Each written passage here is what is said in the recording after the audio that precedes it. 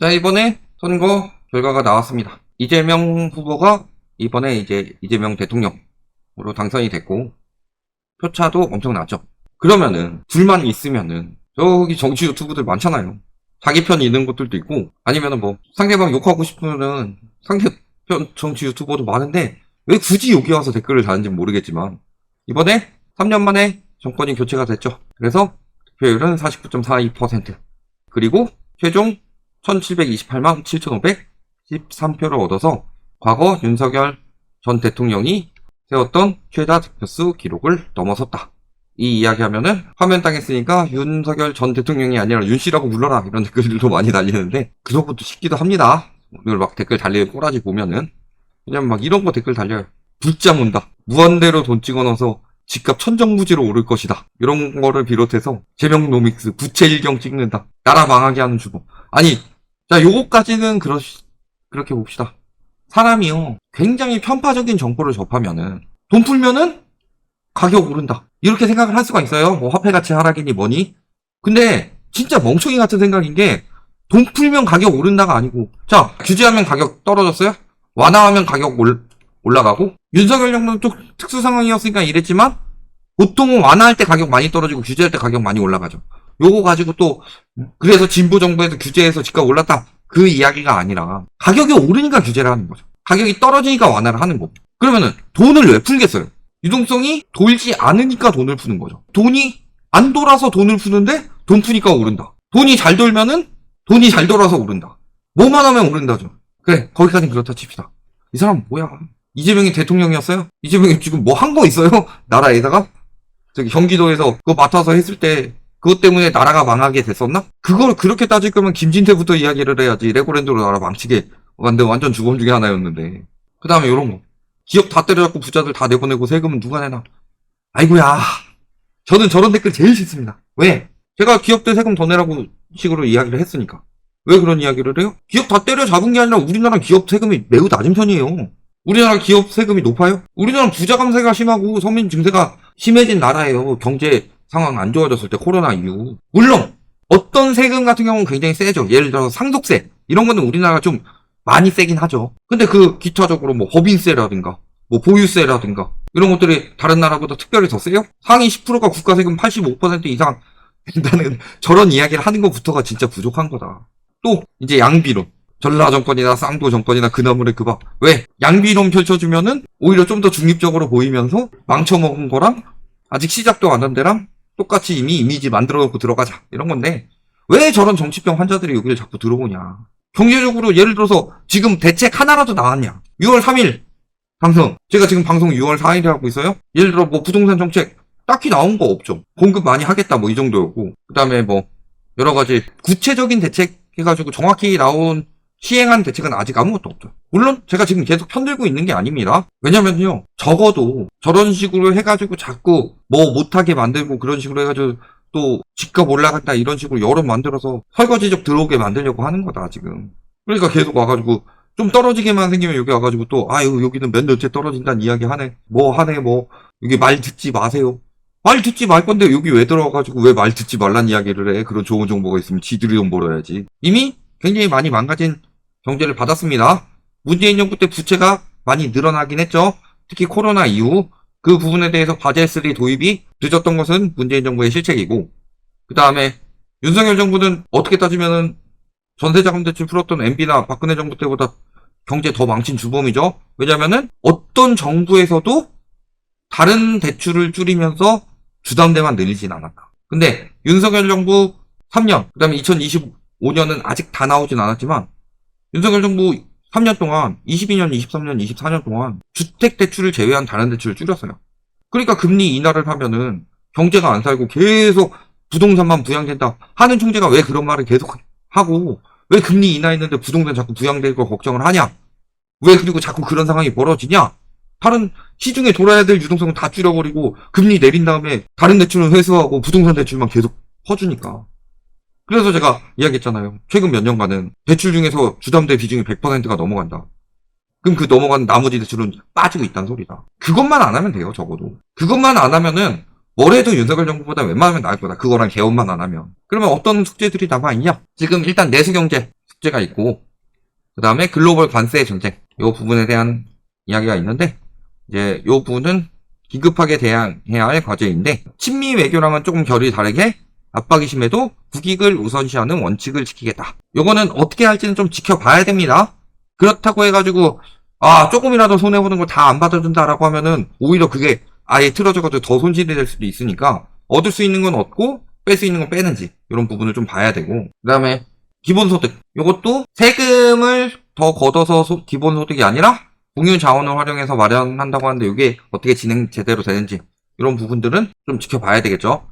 왜냐면은 그냥 세금 걷어서 기본소득, 요거는 어떻게 따지면은 공격당이 딱 졌죠. 포퓰리즘도 강하고, 그리고 제가 늘 말씀드리지만 기본소득 그냥 뿌리면 안 된다고 그랬어요. 기본소득이 소비로 돌아갈 수 있게 뿌려야 된다. 우리나라가 지금 소비가 안 돌아가고 있는 이유 중에 하나가 돈 모아서 집 사고 집 살려고 돈 모으고, 요 두 가지 때문이라고 그랬죠. 그런 거고, 윤석열 정부의 가장 큰 문제는요, 또 한 가지는 통계를 자꾸 좋게 내주기 때문에 최강 경제랑은 너무 동떨어졌었다. 예를 들어서요, 지금 다 돈 안 벌려서 죽겠다고 하는데 소득이 굉장히 빠르게 오르고 있습니다. 문재인 정부 때 5년 오른 것보다 제 기억으로는 윤석열 정부 때 3년 소득 오른 게 더 많이 나왔을 거예요. 맞아요?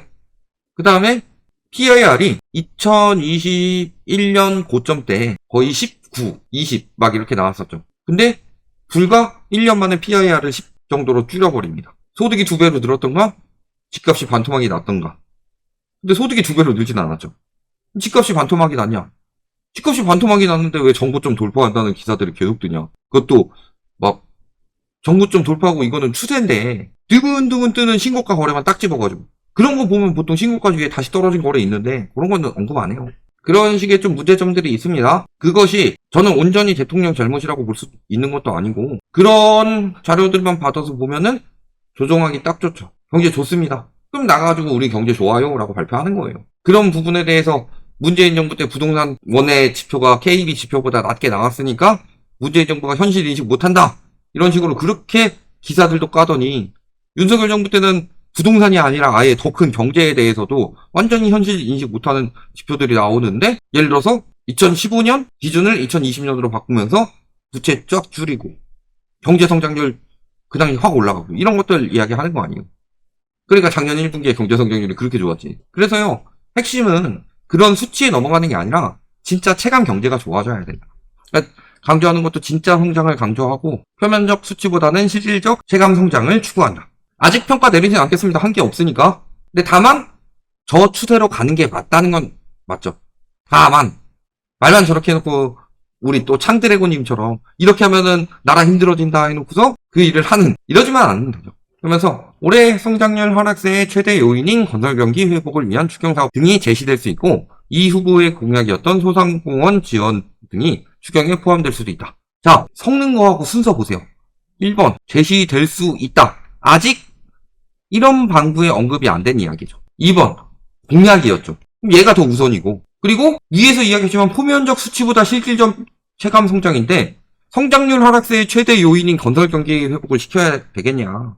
그거는 표면적 수치만 높이려고 하는 거고, 실질적 체감 성장, 실질적으로 내수 경기가 살아난다 느끼기 위해서는 건설 경기 부양하려고 부동산 부양하는 건 절대 지양해야 될 일인데, 그러니까 은근슬쩍 이런 거 하나씩 껴놔요. 그러면은 여기 막 좋은 얘기다 하다가 이런 거에 하나 가스라이팅 된다니까요.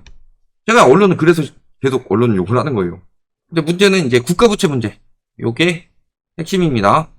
제가 봤을 때는 이재명 정부에서 나중에 가장 문제가 될 수 있는 부분은 이 국가부채 늘리는 부분에 대해서 너무 많이 늘려서 퍼주는 형식으로 하면 절대 안 되고, 쓰는 것을 승수를 많이 늘릴 수 있게 써야 돼요. 그러니까 예를 들어서 제가 윤석열 정부 이야기하는 게, 돈을 한 10조를 풀었다고 해봅시다.